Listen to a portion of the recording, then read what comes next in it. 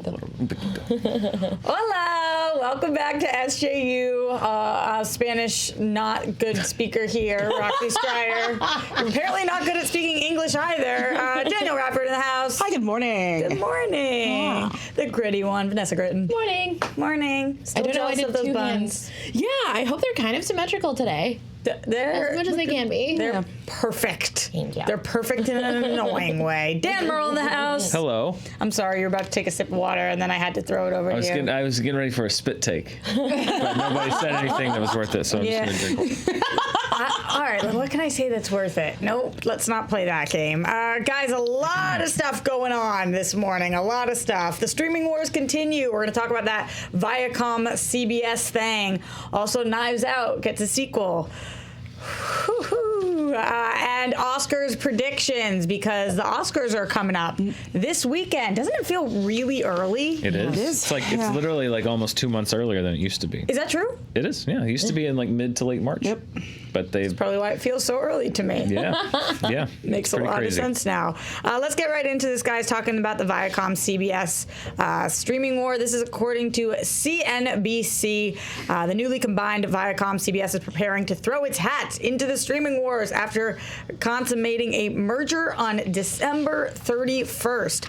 So we know that both Viacom and CBS have existing streaming services, so CBS All-Access and Showtime, which combined have more than 10 million paying subscribers. The proposed streaming service will apparently build off of CBS All-Access and combine it with other Viacom assets, including the very well-known Pluto TV. Pluto. Yeah, sure. You know. It's got the shows on it. Nickelodeon, BET, MTV, Comedy Central, and Paramount Pictures. This is another one, guys. It's certainly another one. Danielle, initial thoughts on this Viacom-CBS streaming service. Do you think it's a big enough hitter? Are you surprised? Are you excited? Oh man, I'm just this bubble's gonna pop real hard, and it's gonna be very interesting. Oh, it's gonna be rough. But who's it going to pop on? All of us? This one, I think it being combined is a good thing, but that's, I think Netflix stays around. I think Apple TV don't need it, so I think they'll be fine. HBO Max is going to be fine. Disney Plus is a behemoth, and everyone else goes away, along with a lot of jobs. Yeah. Okay. That's what pops on. The executives who pitch this get rich, and everyone who they hire to work on it loses their jobs. That's how it works. What time frame are you guys thinking that's in? Well, they'll give this 5 years. Yeah. I mean, you gotta. We're going to start to see drop-offs, I think, in the next 3-4-ish years. Yeah. People give it up. They got to give it a shot. So jobs for a little bit for people. I would take a guaranteed 3 to 5 year job. Not too bad. The gritty one. What do you think about this? Yeah, honestly, I think next 2 to 3. Just because I've already watched a lot of folks lose jobs as these mergers happen, and great. Bundles help sell, but at the same time, at what point is it just becoming cable? I will say, Pluto TV has given me that sweet, sweet access to MTV's Next, and I haven't been able to watch that in a while. Yeah, well, there you go. Okay. That's a good one. Well, I think Room Raiders. I think what you have to worry about with Room Raiders. I think what you have to worry about with Viacom-CBS though is they talk about the fact that they have CBS All Access, they have BET Plus, they've got Noggin, they're already running several boutique, I guess at this point boutique services. Yeah. Showtime has its own kind of version of HBO Now, and you can also get it as a bundle or an add-on for Right. a bunch of other stuff, which is confusing. So at what What is point, it called? It should be Show Go. I think but it might HBO be took Go, so Showtime Now, or I forget. I think it's called Showtime Now. I don't remember, but that's what you How do they? At some point you've got to balance. Some people might just want this one thing, but we also have this all. But at the same time, you can't run 18 of them simultaneously. So this is where it gets a little tricky because everyone just sort of jumped into this head first and didn't really look at the big picture, and so now we're seeing these questions with Warner, what happens to DC Universe? Does it become part of Warner, or is it? What about HBO now? They don't have now that's HBO Max, and now but it's this. This is the second phase of just everyone kind of did their first instinct, and now it's oh wait, no, we're doing this. Okay, wait, now how does this other part work? It's a big old mess. I was kind of, maybe I just wasn't reading the tea leaves, but I was kind of surprised by this because I thought that CBS All Access was going to be their big swing. Well, that's how it was I think they thought intended that to too, be. yeah. Yeah. They thought that too, especially with like the Twilight Zone release, and that was their big push for what they thought the draw was going to be. And for that CBS didn't go All-Access. as big Star as they were Trek. hoping, Yeah. and Yeah. Discovery wasn't as huge. Picard is obviously doing well. I don't know why I haven't gotten it yet. Because theoretically, I would want to after the announcement of Twilight. I would want to after the announcement of definitely Picard, if not originally Discovery. But I don't know. For me, there hasn't been that thing that's made me pay the X amount of money that it is. Are you guys on CBS All Access even? I am for Yeah. Picard. I have been since Discovery, but I've been paying for something I don't use because I very rarely. I didn't even watch all of Discovery. I don't know why. I am the subscriber they want. Yes. Yep. I'm the subscriber that got it for something, but I don't use it. But I haven't canceled it, so I just keep paying them for essentially nothing. Although now Ditto. we're watching Picard, so you know. Yeah. Are you guys enjoying the service at all? Picard's the only thing I watch. And for On me, Discovery, I I've been watching it, but I got it for Twilight Zone, and I haven't used it since. Yeah. So it's been a minute. And also, I felt like it was one of those things where, kind of like with your Netflixes or your Hulus or your Amazons, I always chalked it up to like maybe one of these shows would roll over to one of those services because they eventually do. But then it hasn't. Yeah.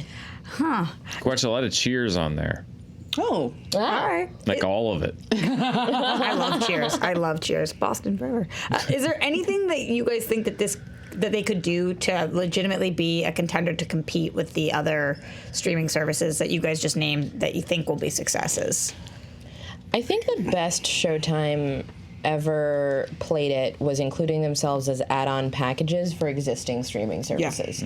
Like when Hulu has the option to add on Showtime for like an additional however $99 a month. Yeah.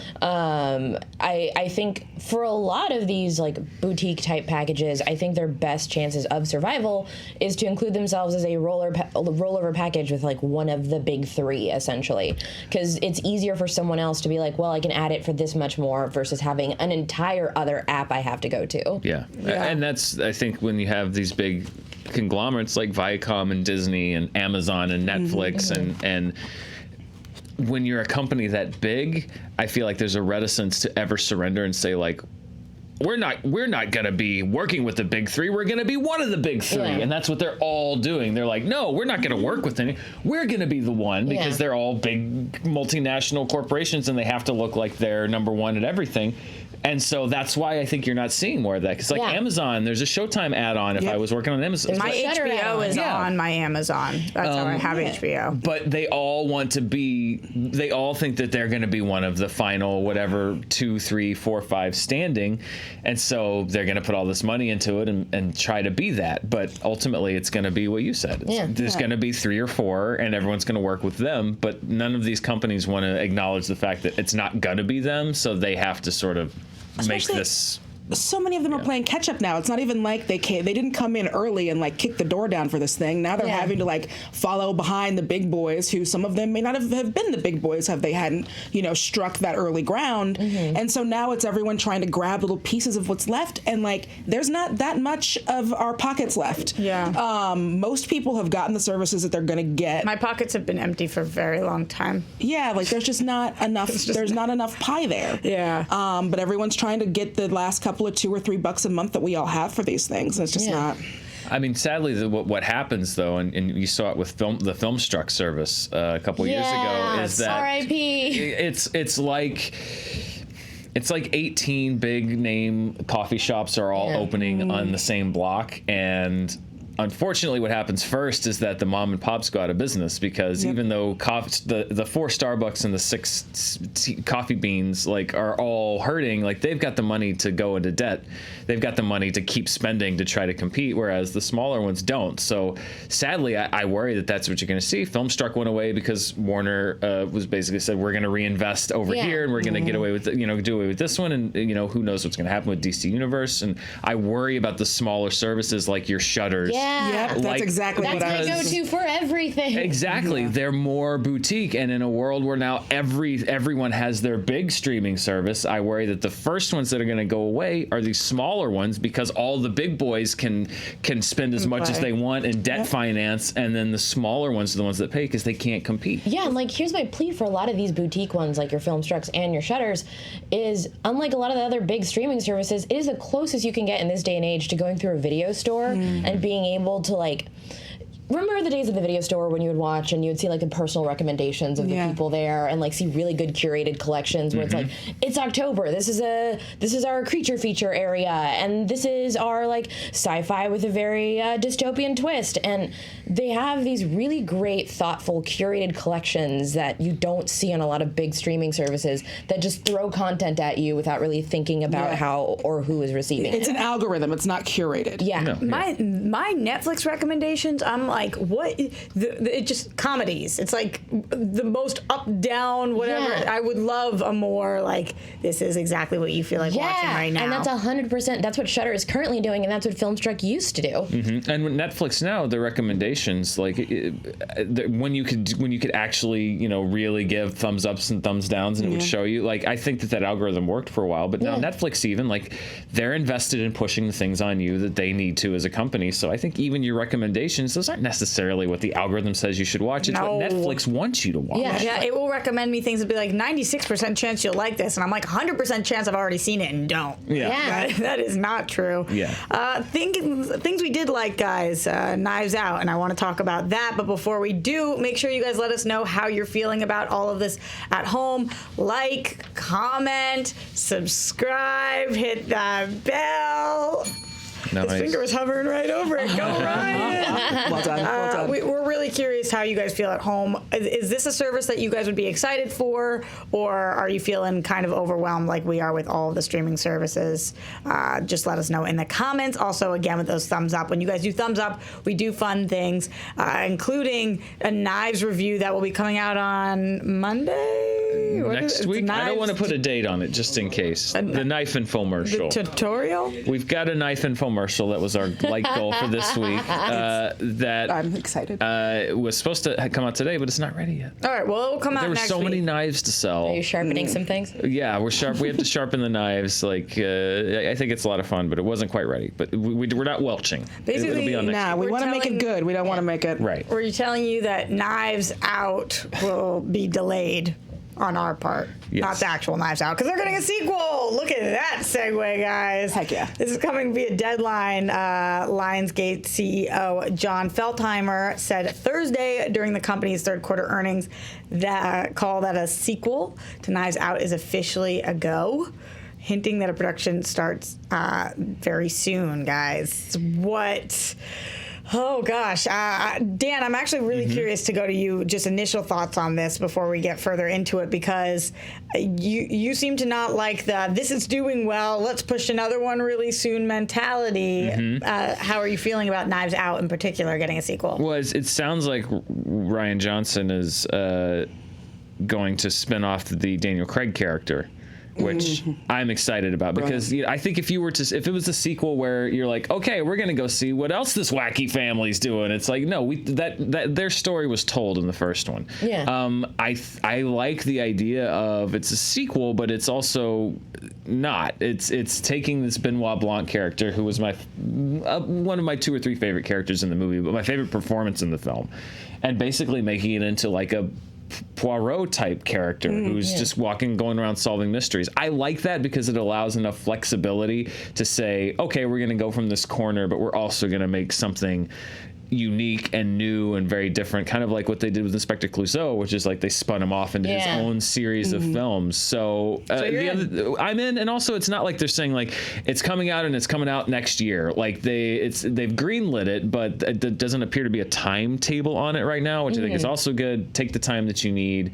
This is what I like about movies in the sense of waiting to see how they do, seeing how people respond to it, what they respond to, and then saying, okay, I think there's more story to tell here. That, you know, they weren't making this with like, this is the first in the Knives Out saga. We've got 2 more mysteries with release dates. Like, that's what I don't like. This had a beginning, a middle, and an end, and it happened to do well, so they want a sequel. You guys seem to be, I'm hearing mm-hms from over here. I'm really psyched about it, an anthology style. I think it's, and there's like limitless storytelling potential, because I think the things that we know that work about this, obviously Daniel Craig's character, but what works is that you get this fantastic ensemble cast with a great story. And so that just means that as long as you keep those things are the things that I think really work about this series, and you make it where it is something where it's again a really good time for like some actors you've heard of, some big names, but you just get together a monster ensemble cast and you let them go and run free with this. I'm really excited to see who they wind up putting in the next one. Yeah, absolutely. Like, I love when a sequel isn't necessarily a continuation of a story, but it's like it's in the same universe. You know, tonally it's probably similar, but like we actually get to expand on a new story and do something different. And I specifically really like that they went with the like Agatha Christie book inspiration, because in general mystery really lends itself to being able to expand it on sequels really well. I mean, look at any Sherlock Holmes based series where you take that same detective character, but you get to go into a new story, world, and villain every time. And we've seen that on a series basis. Why not on a movie basis? Right. I don't know. This makes me so nervous, guys. This makes me so nervous. I loved Knives Out. I love this movie, so don't get me wrong there, but like, I don't know. I feel like I don't think that you can do a better Knives Out that is a Daniel Craig spinoff. I think that I feel set up for failure already on this. And that could just be me putting negative energy out there, and they could do a completely different story, and it could be awesome, but I don't know. I feel like this is a movie that didn't need a sequel. This is a movie that was so awesome and standalone, and I just like wanted to sit on its perfect little shelf and stay there, and in my mind be like such a great one-time experience. But that's kind of how I felt about the Fargo TV show going into it. That's true. And that wound up working so well for me. That's also very true. Yeah. Yeah, and I felt the same way, and I feel the same way. So I'm hoping that I'm wrong here. Not even wrong, but I'm nervous. Yeah. I'm nervous. I get nervous anytime they touch any property that I love. Anybody does. I guess that I could say that about anything that's getting a sequel. And I totally get that. I mean, that's my stance on a lot of things. That was my stance on the Picard show. That's my stance on a lot of sequels. I think it's more of, it's so rare that I come out of a movie and say, I want to see more of that. Yeah. Like I really want to see you pull it. There's 2 that I can think of. One of them was, I love Daniel Craig's character, Craig.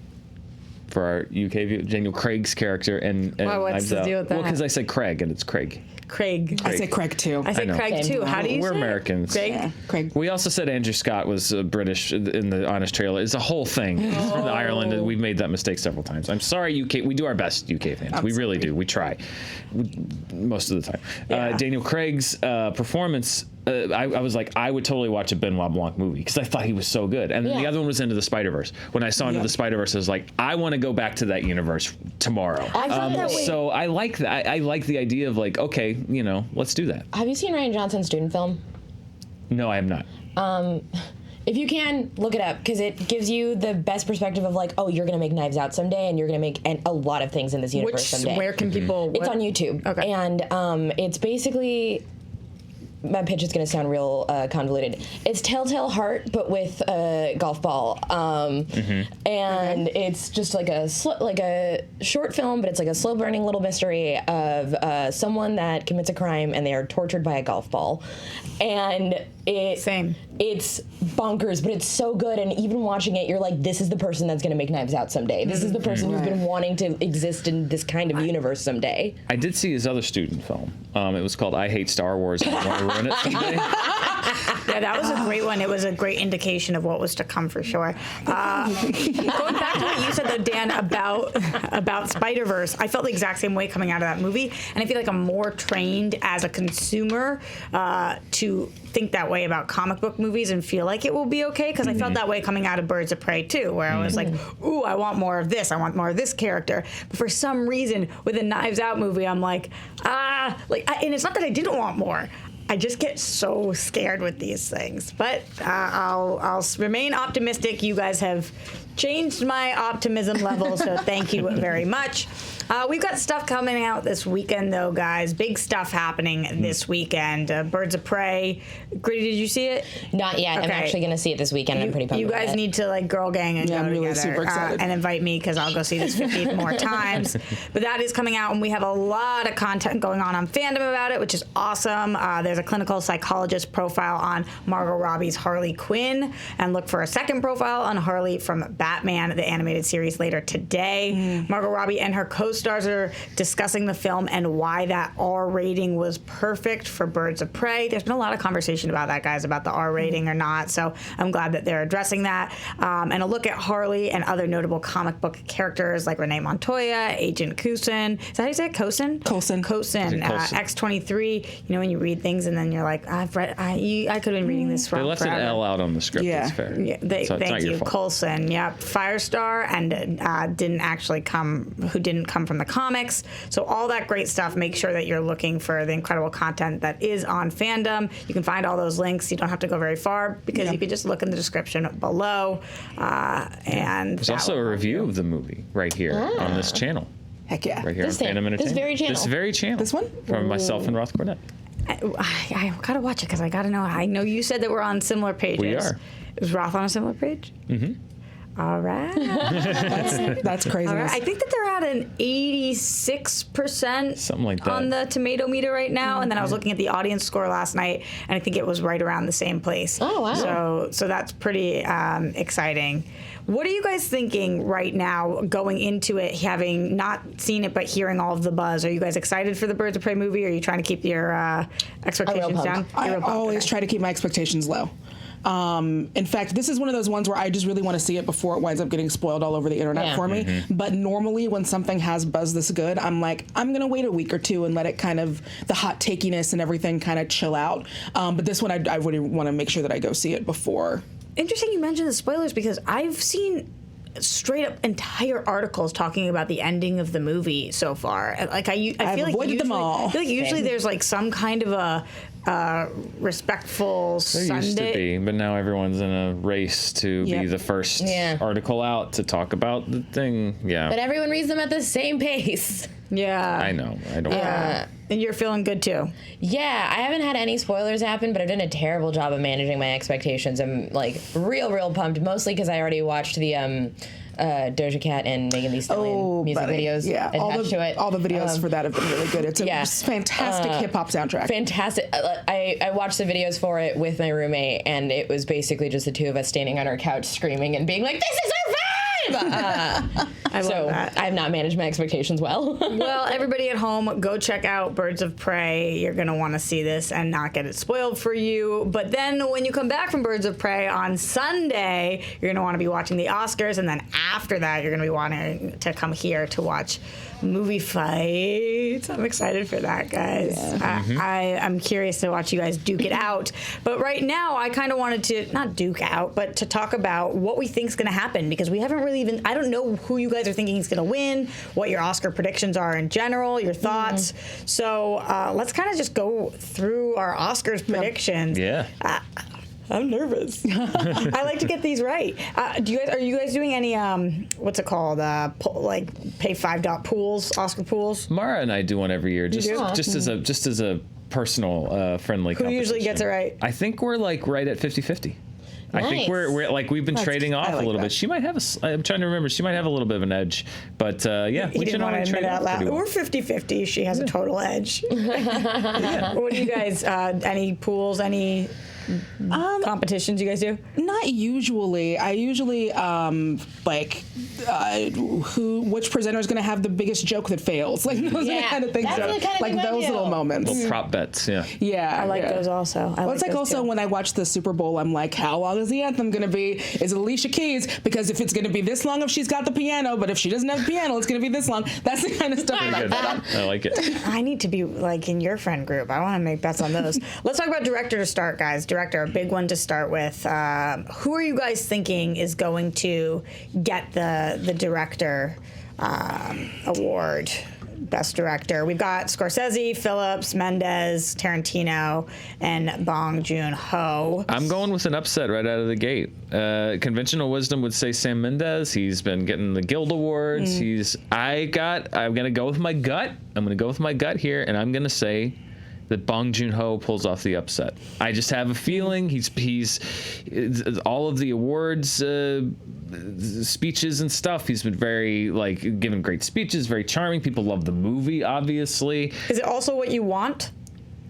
I would not be angry at him winning. I mean, I think if I were voting, it would be Sam Mendes. I just think that's an incredible achievement. But I mean, if they say Bong Joon-ho, I'm not going to be like, ah. Yeah. So yeah, no. But I think I don't know. Something's tugging at my gut and saying, go against the grain and pick Bong Joon-ho. So I'm picking director Bong. Yeah, for me, it's the same, but it's because of a conversation that we've had surrounding 1917. It is a movie that needs to be seen in theaters. Most of these people are not going to see it in theaters, and I think that is going to affect the way the voting is going to go.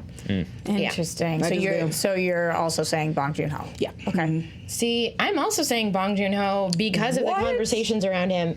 And also, I've noticed there's more, in a friendly voice publications, printing out articles now about his direct call-outs of industry and direct call-outs of well, this is why you wouldn't enjoy this film if you're someone that's weird about reading subtitles or usually when I see those aired in a more friendly light, and that's where I can kind of see that PR going in that direction.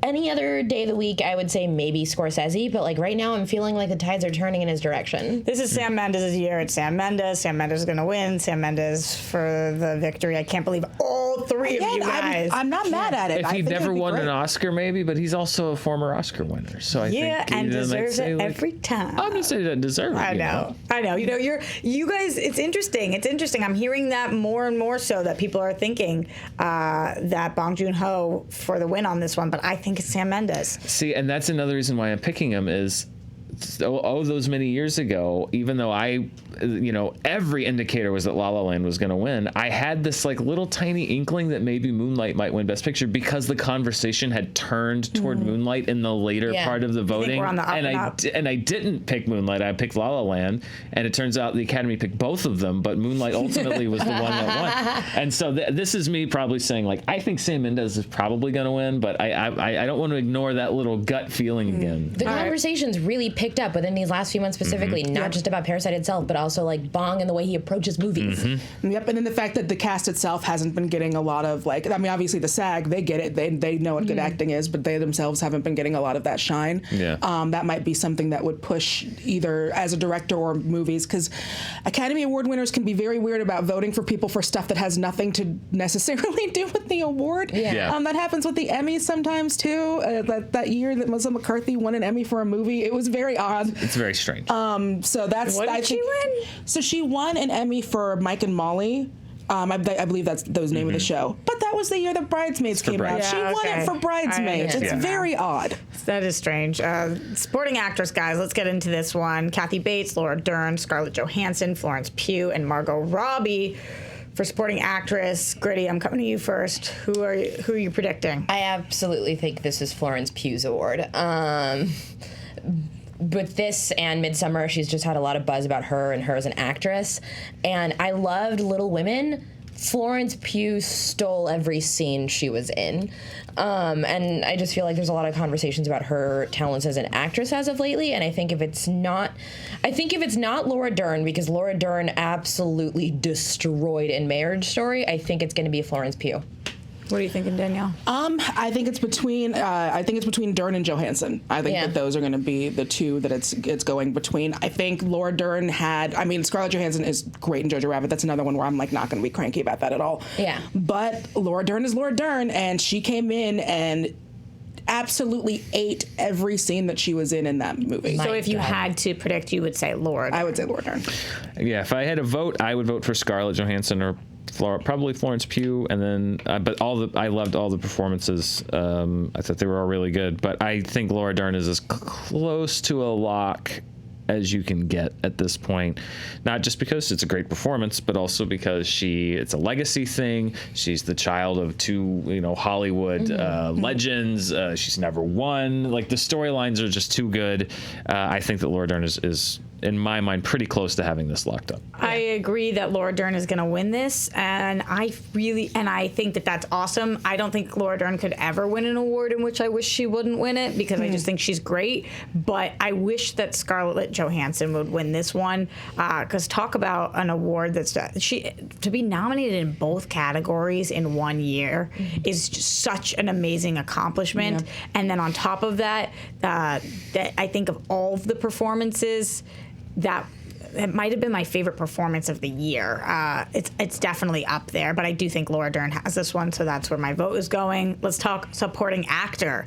Tom Hanks, Anthony Hopkins, Al Pacino, Joe Pesci, and Brad Pitt. Danielle, I'm coming to you first. What are you thinking? I think they're going Pitt. Yeah, this is the one I think is locked in more than any of the others. This one's going to be Pitt. And it's, fantastic performances. The Oscars, sometimes it feels like casting, and sometimes it is like they love those moments. And Brad Pitt gave us that great moment at the Globes. I think they would love to see another great moment from him, just as an entertaining Oscar thing. And I mean, when I say that it's casted, I don't mean by I mean like the Academy, the people who vote. They love a story. That is what we do.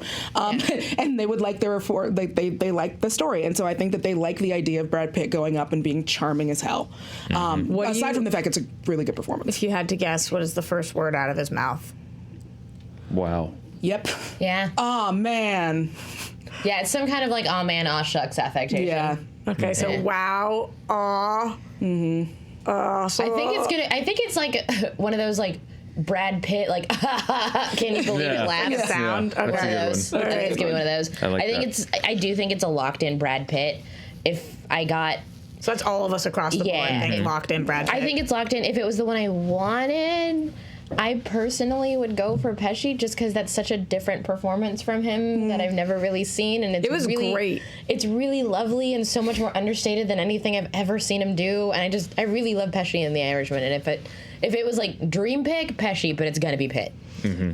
Okay, let's head over to lead actress, Cynthia Erivo, Scarlett Johansson, Saoirse Ronan, Charlize Theron, and Renee Zellweger.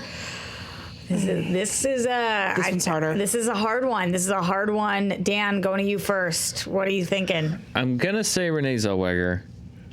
But me too. I've got a funny feeling about this category, and I don't know why. You think it could be not Charlize? Enough to change it from Renee. No, I keep hearing this EGOT being thrown around about Cynthia Erivo. Yeah. People love a story, this narrative has started this last few, and this is when the voting has happened this last week. This thing that I hadn't really heard bubble up, and it's probably her wonderful representation in the studio doing this idea of the EGOT, and she's one away from the EGOT, and then like so many of the other narratives around the awards season and stuff. I'm still going Renee, but I just have this. It's not quite as weird a feeling as I had about director Bong, but I think that's not out of the question. Yeah. You guys thinking the same thing? The people love a story. That's a great story. So you actually are giving it to Cynthia. You think that she's... I think it's got a shot. This was one of those ones where I honestly think that all of these have a pretty equal shot. I would say Charlize was maybe at the bottom. Because I just don't think Bombshell was something that was really, it was kind of around for a couple minutes, and I feel like it exited the... Even more than ScarJo or Saoirse Ronan? It exited the conversation too quickly. It kind of came and went, and I didn't hear a lot of people talking about it afterwards. Yeah. Wow. I feel like... That makes me really upset. I know you love that movie. Well, not only do I love that movie, but I think that is on par with her monster performance. I mean, I think that what she's able to do vocally in this performance for sure. is that is transformative. That is so hard to do. To embody to be able to embody her voice, like how I don't know how I've stood in front of the mirror and been like trying to I can't make it sound. It's just very challenging. Sorry, go ahead. Gritty. Yeah, absolutely. But at the same time, there wasn't really that much conversation around Bombshell, which is a bit of a bummer. And Saoirse Ronan got a lot of conversation when it came to Lady Bird. So that's why I'm not I was really like, seeing Little it. Woman. It's right there. It's like Little Woman. I was like, Lady Bird. I know Lady Bird. That's when a lot of people talked about her performance, and she was great in Little Women. But and I also think Brooklyn, right? yes. That's what it was called. But like, when it comes to just like the stories that are being told right now, I think it's either like 50-50 between Cynthia and Renee. Cynthia for EGOT reasons, and Renee just because Judy Garland is a Hollywood legend. And I feel like there's also been conversations within the last few years that Hollywood has done so many disservices to Judy Garland that this is just like a sorry, Judy. Also to Renee Zellweger. Yes. Yeah. To both. I think that, and this performance was everything. Yeah. So good. So surprised really me good. how much I enjoyed it. It was really surprising. great. It was really great. Let's get to lead actor, guys. Antonio Banderas, Leonardo DiCaprio, Adam Driver, Joaquin Phoenix, and Jonathan Pryce. It's Joaquin. It's Joaquin. It's Joaquin. It's Joaquin. If we had to say what would be the upset or the surprise, if it's not Joaquin, could you guys see it being anyone else? Adam Driver. Yep. There's so much buzz about Adam Driver, and he's been in so much, and there's a lot of conversations about like just his general performances this year that it feels like it's going to be one of those where it's not even necessarily Adam Driver getting it from at Marriage Story, but it's just Adam Driver getting it. We for want to the give year him an of Adam award. Driver. Yep. For similar reasons, if I were to pick an upset, I'd probably say Antonio Banderas. Yeah. Do you think that Leo has any shot? No, I don't think so. No. Sorry, Leo. I loved his performance, it's but great. I Yeah. just think he won, and it was fairly recent, so I don't. Yeah, it's no longer You the had story your of like time. like Leo Will needs Leo a win. get it? He got it. Yeah. He got the win, so. For Best Picture, Ford v Ferrari, Irishman, Jojo Rabbit, Joker, Little Women, Marriage Story, 1917, Once Upon a Time in Hollywood, Parasite. I made it sound like one long title. Thoughts on Best Picture? Prediction from me first, because I made you guys predict first every time. 1917, I said it from the second I walked out of the theater on this one, which was months before it had come out, that I just knew this is the best picture of the year. It is, to me, Hollywood will see that, A, it's a good fit for them because they do like to award these kind of movies, but B, just the way that it's shot and how incredible it is. I cannot see this going to anything else other than 1917. I could be wrong, but I don't think I am. Gritty, thoughts? Oh man, this one's really tough. Because honestly, I'm looking at like two guaranteed probablys and one like, oh god, maybe because of the conversations around it. 1917 and Once Upon a Time in Hollywood are the ones that I was looking at, just because Once Upon is just like, again, the industry loves a Hollywood story. But And it does have Hollywood in the title. it's Hollywood in the title. But Parasite. Buzz on Parasite is The buzz on crazy. Parasite has been so crazy, and like especially so long after the initial release, to Yep. where it has such an uptick these last few months. And they I'm- do like the black and white re-release is happening. yes, like, and that specifically, the black and white re-release was where I was like, I think it might be Parasite this year. I think if the younger voters of the Academy got to choose Best Picture, it would be Parasite. Yeah. I think if the older voters of the Academy solely got to choose Best Picture, it'd be Once Upon a Time in Yeah. Hollywood. Or Ford versus Ferrari. Or for maybe, yeah. But I think because of the preferential ballot, the way that it works, it's not just pick one; it's you rank them. I think that 1917 is going to win. Yeah. Which I'm fine with. It would be Yeah. my pick. But I think that the sort of those two might cancel each other out. Those would be the two I'd put you on upset alert for. Would be I picked 1917, but I think it's well within reason that Parasite or Once Upon a Time in Hollywood could win. But I think it's going to be 1917. Damn. Those are the major ones, but we do have a little extra time, and I would like to hear your guys' thoughts on some of the other awards, if that's okay with everybody. Yeah. Give a little attention, a little buzz for animated feature. How to Train Your Dragon. I Lost My Body. Klaus. Is that how you say it? Klaus? Klaus. I've heard it's amazing. That one I haven't seen. Missing Link and Toy Story 4. I'm going to go upset again here. The conventional wisdom says it's going to be Toy Story 4, Yeah. Pixar, etc. I think Klaus. I think so, too. Klaus is going to pull I out can't an say upset that here. word. Klaus. Klaus. Klaus. Klaus. Klaus. Yeah. Yeah, you got it. Yeah. That's it? Yeah. Yes. Yeah. Why is that so hard? I think it's between that and I Lost My Body. I feel like the conversation around I Lost My Body has started to pick up. It's a weird thing, man, but it's that like looking forward, not behind. I think some people are going to get so locked into the idea of Klaus being a Christmas thing that maybe they don't take it as serious, which is dumb and sucky. Yeah. But I do think it's just the way that we've set up our entertainment to always look forward, not look back. Yeah. Why isn't it called Claus? Like Santa Claus. Well, because it's like a origin type thing. Yeah. It's like the Klaus truth begins. behind I the can myth. say Claus. Klaus. Klaus. Klaus. Klaus. Klaus. There we go. That was it? Jeez. Klaus. Gritty, talk to me. What do you think? Yeah, well, I wish it was Klaus because I really did love it. Klaus. Anytime something is associated with a holiday, I tend to see it not do well either, where we very much, for some reason, only live within that time period. I'm going with, man, I wish it was Klaus. I think it's either going to be I Lost My Body or Sudden Upset Missing Link, just because we have such a soft spot for stop motion animation. I have been hearing buzz about Yeah. Missing Link more. I feel like that's kind of on the upswing right now. And typically, whenever you see animation, stop motion tends to take that year. Sometimes.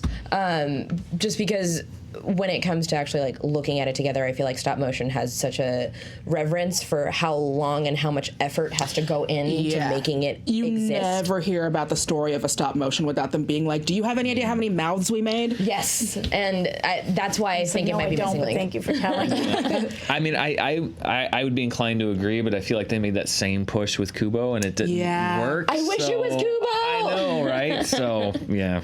I feel lost on this one, so I guess I'll go with the majority and say the K1. I mean, you could take the same. I mean, it's probably going to be Toy Story, so you could But probably play the odds there. If I was, I wouldn't vote for Toy Story 4. So, okay, fine. I'll take Toy Story. Sure, I'm the one who took Toy Story. I'm so basic. Let's talk about adapted screenplay for Irishman, Jojo Rabbit, Joker, Little Woman, and The Two Popes. I think it's Jojo Rabbit. I think it's Jojo Rabbit.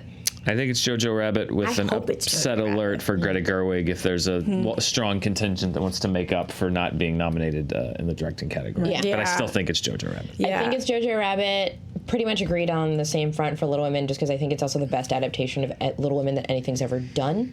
Just because the timeline of Little Women has been the thing that makes it so hard to adapt. Right. Because it tends to be the thing that makes it feel like kind of a slog, and it feels like reading, but on camera. And I feel No, like mixing that up was it was brilliant. the best choice that could have been taken for tackling She Little did Women. an excellent job. I Yeah. just think that JoJo, if we're giving it to the best of this year, I think Jojo Rabbit should Yeah. get it. But she could, and I wouldn't be mad at it because Greta Gerwig for everything. Man, poor Two Popes. Yeah, yeah. I know. They're popes.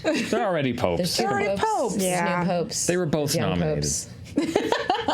They're fine. Original screenplay, Knives Out, with a sequel coming soon. Marriage Story, 1917, Once Upon a Time in Hollywood, and Parasite. So this is where my ripple of my earlier pick comes out, because the conventional wisdom has been that Parasite is going to win this. But I think that because a lot of the Academy is going to vote for Bong Joon-ho for director, that this is where they choose to recognize Once Upon a Time in Hollywood and give Quentin Tarantino the Oscar. So again, I'm going to go against the grain a little bit and say this will be where Once Upon a Time in Hollywood wins. But, you know, again, this house of cards could come falling down.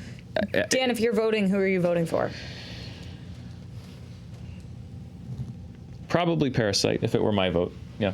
Okay, Danielle, who do you think is going to get this one? I think it's between Once Upon a Time and Knives Out. Yep. I think that those are the two. And if you're voting, who are you voting for?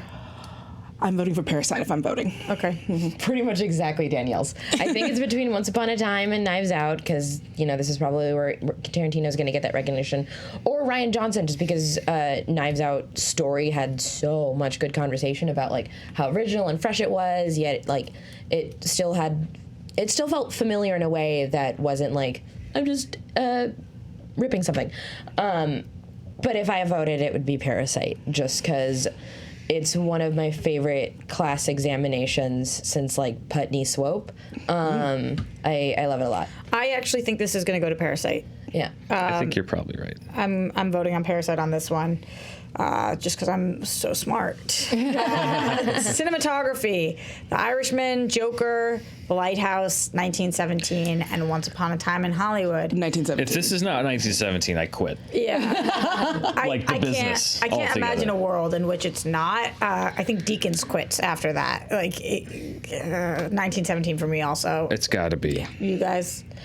I think it's either 1917 or The Lighthouse, because The Lighthouse did some very difficult things. Do you think it has a legitimate shot?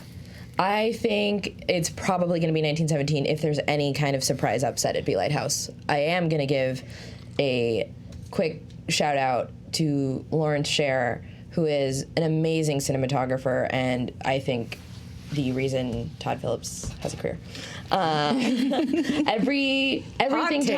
Everything Todd Phillips has done is made significantly more beautiful and has more storytelling behind it because of Lawrence Sher.